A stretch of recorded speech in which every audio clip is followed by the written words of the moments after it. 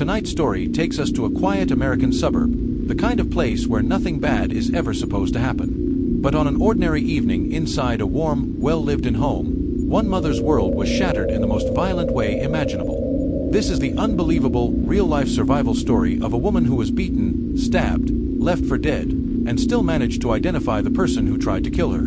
It started just after 9 p.m. 42-year-old Melissa Grant, a single mother of two, had just finished her nightly routine.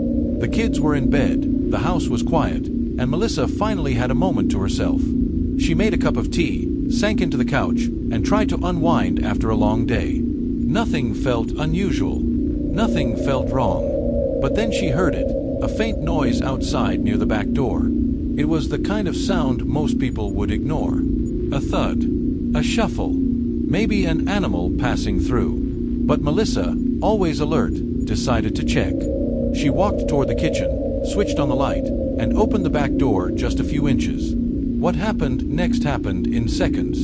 She didn't even have time to process what she was seeing. Someone lunged forward and struck her hard in the head with a blunt object. The impact sent her crashing to the floor, blood beginning to pool beneath her as the room spun. Melissa tried to scream, but another blow came down even harder. The attacker was relentless, swinging over and over with brutal force. Disoriented and terrified, Melissa realized something even more horrifying. She recognized the person standing over her. This wasn't a stranger. This was someone she knew.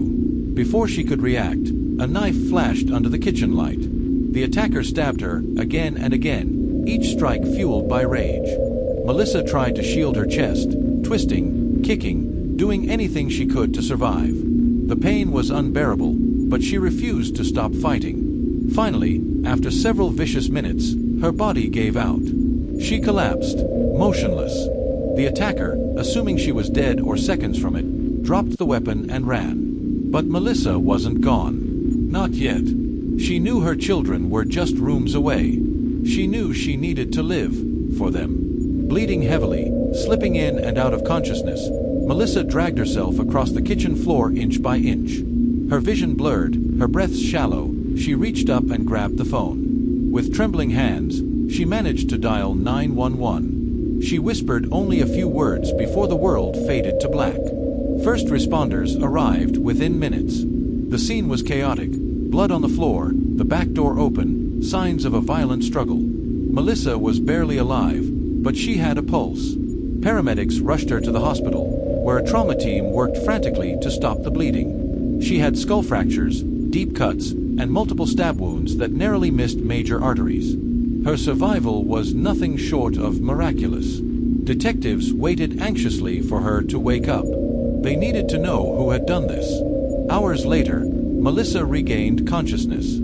She couldn't speak, but she could move her hand. A nurse gave her a pen and a notepad, and Melissa wrote a name. That name changed the entire direction of the investigation.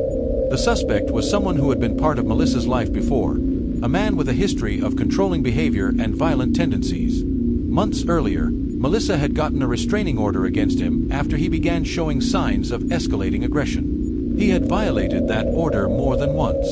Now, investigators realized he had been watching her home, waiting for the perfect moment to strike. Police launched a manhunt, tracking him through cell phone data, surveillance footage, and tips from people who had seen him acting suspiciously.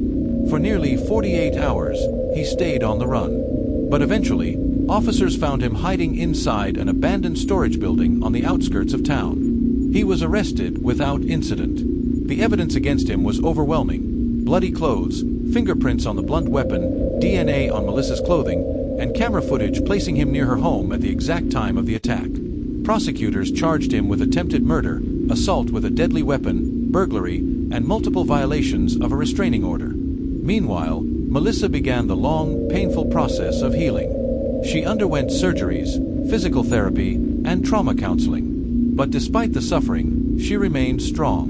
When the trial began, she chose to testify in person. Her voice was quiet but steady as she described the attack, the fear, and the moment she fought to stay alive for her children. Her testimony was devastating. The jury needed only a few hours to deliver a unanimous guilty verdict on all charges. Melissa's story spread across the country. Domestic violence organizations used her case to raise awareness about the warning signs victims often face long before an attack occurs. Lawmakers discussed tightening enforcement of restraining orders. Communities rallied to support survivors. And Melissa. She refused to be defined by what happened to her. She returned home, surrounded by loved ones, and rebuilt her life with resilience most people can only imagine. Today, she shares her story publicly to help others recognize the dangers of escalating domestic violence and to encourage victims to trust their instincts. Her message is simple: if you ever feel unsafe, take it seriously. And if someone tries to take your life, fight. Fight like everything depends on it. Because it does. Melissa's survival is a powerful reminder that even in the darkest, most violent moments, strength and courage can change everything. She wasn't supposed to live. She wasn't supposed to identify her attacker. But she did. And because of her, justice was served. This is the story of a woman who refused to die. A woman who refused to be silenced. A woman who survived the unthinkable and changed everything that came after.